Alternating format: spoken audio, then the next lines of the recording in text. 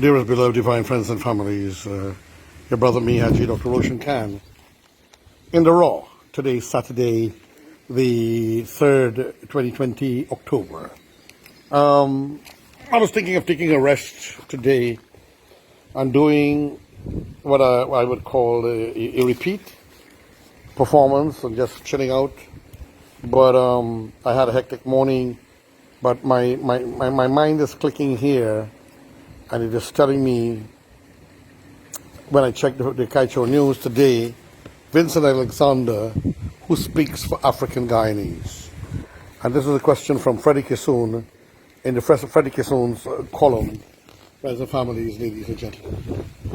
I'm not dressed as I normally would, even in a relaxing mode.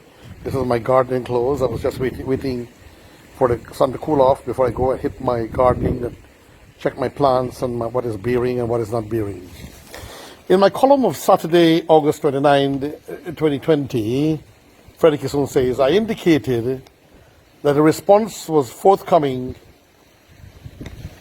to a letter Vincent Alexander wrote on me in a newspaper of August 22nd, headlined, African Guyanese do not need Freddie KISSOON to speak for them.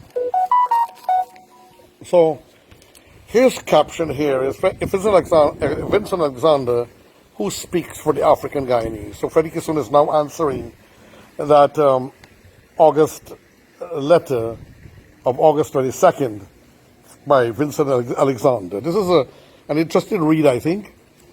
Alexander was reacting to a trenchant criticism I made of him, for which I am unapologetic and would repeat for polemical clarity, my accusation was moral hypocrisy.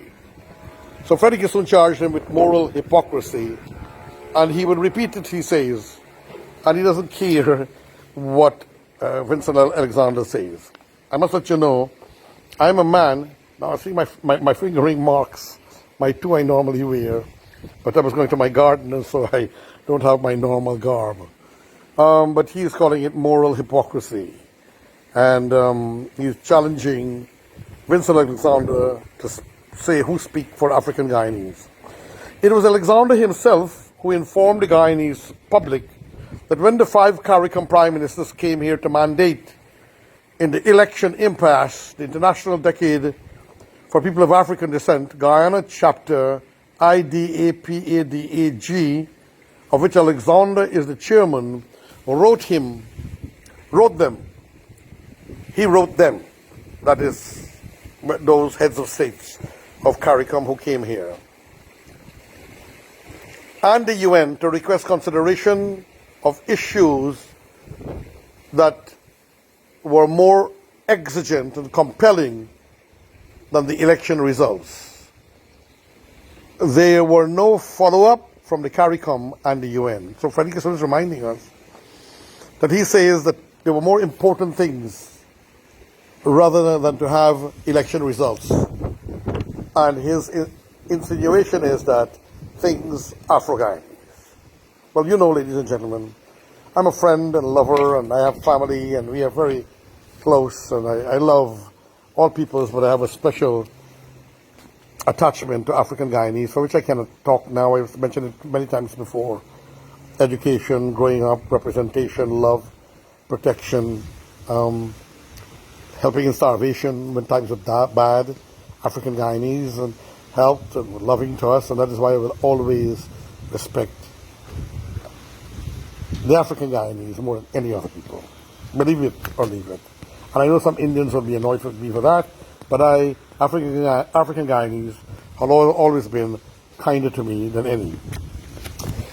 Back to the article. I suggested in a column that Alexander may have been the reason for dismissal of the letter because the 5 PMs had to know that he was part of the GCOM Commission and was in support of a fraudulent process that GCOM was involved in that would deform the factual results of the election. So he is of the opinion why the CARICOM leaders did not bother with him. They knew that he was a commissioner in the Guyana Elections Commission.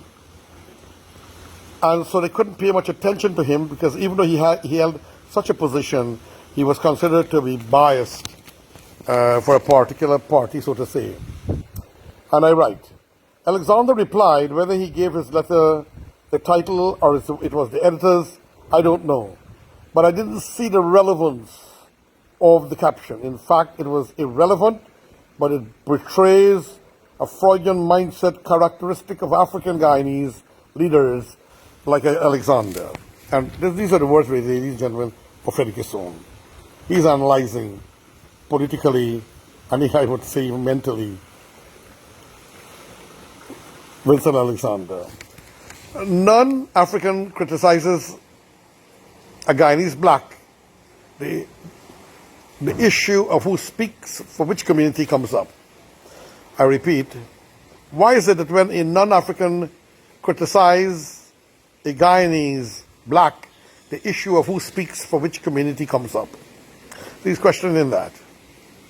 So that a non-African can't criticize an African personality, even if he's wrong. I think if a person is wrong, they're wrong. And if Indo-Guyanese are wrong and Afro-Guyanese want to come correct them, I don't see anything wrong with that. Wrong is wrong. I do not speak for East Indians, Freddie KISSOON says. I don't want to be seen as someone who speaks for an ethnic community.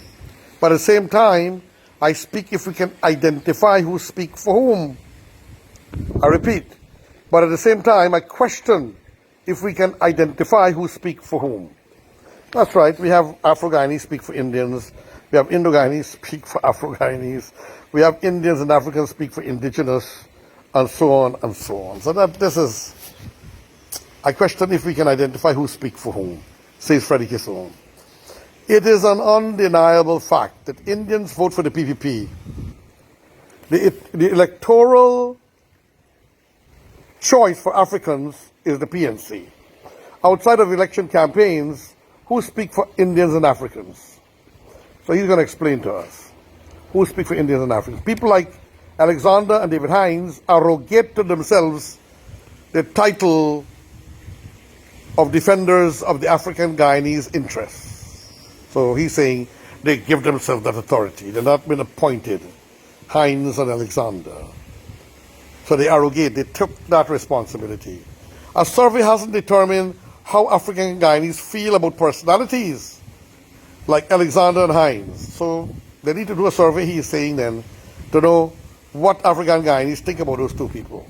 Anyhow, it is possible that substantial members of black people in 2020 did not vote for the PNC and rejected people like Hines because they felt betrayed.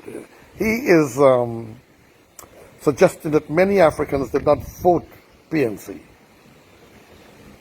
And they dislike people like Alexander and Hines. And that might be true to a certain extent, you know. And also, telling you a technique, Maharaj Jagdeo had done certain things to penetrate the Afro-Guyanese community, particularly in Region 4. And those guys were influential, they had good personalities, they could speak well, and therefore they were welcomed and encouraged by the PPPC. So they felt betrayed, and that is why a number of them did not vote, stayed home, or maybe vote PPP. Back to the article. How do black people feel about the refusal to follow up on the retirement age for public servants, the draconian penalties for small possessions of marijuana, and substantial salary hikes for state workers, particularly the police force?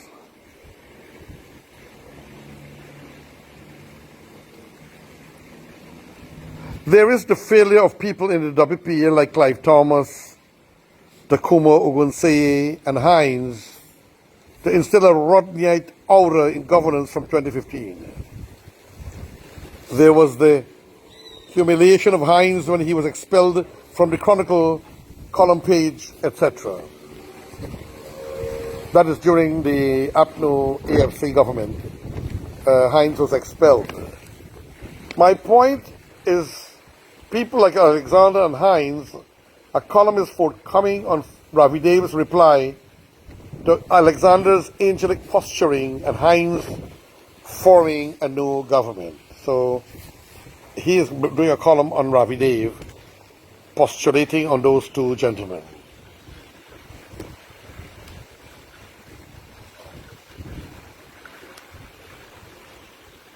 Forming a new organization came across as leaders of the African community, and they might not be accepted at all.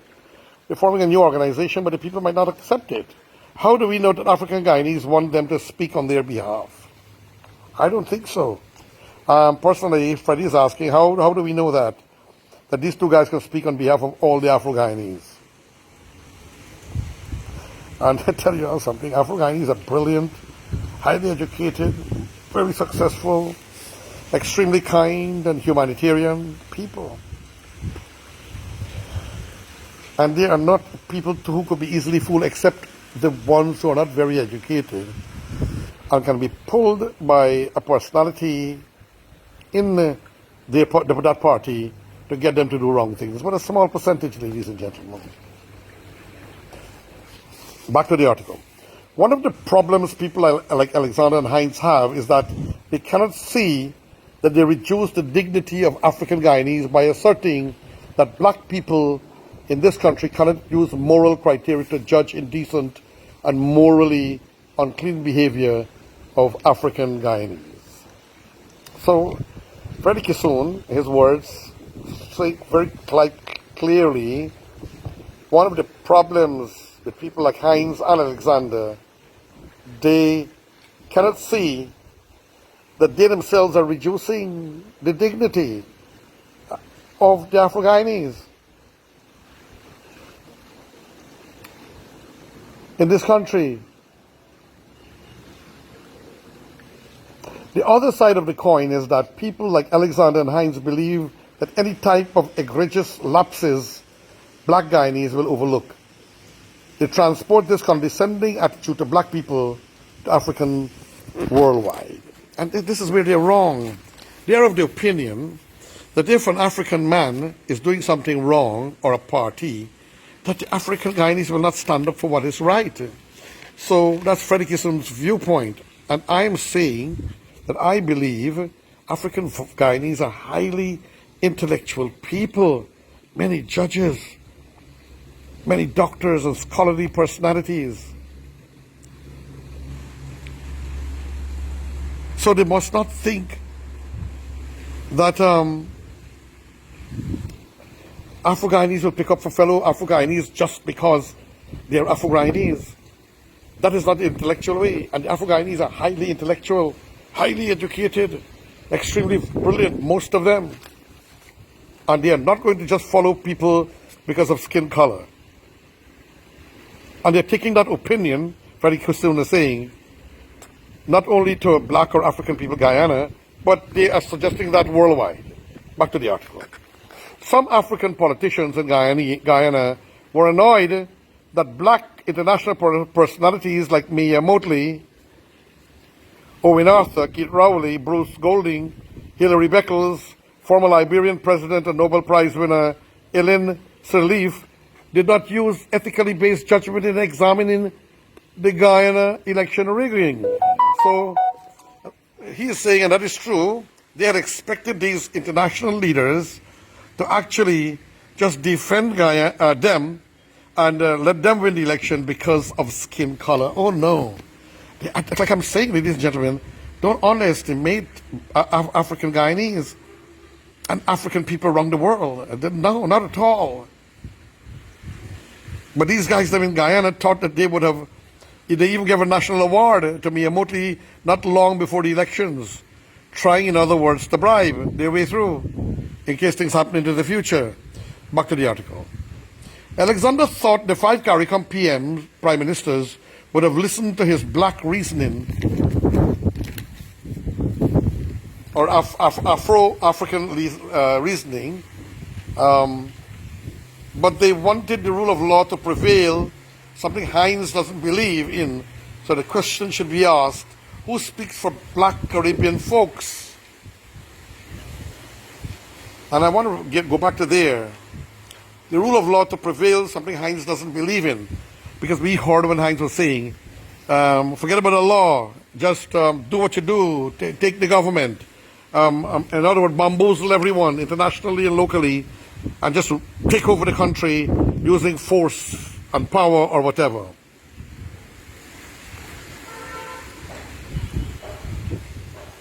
Someone like Hines, Alexander, or Eric Fillion, or Eric Phillips, is the brilliant historian and current UWI Vice Chancellor Hilary Beckles a conscious black man?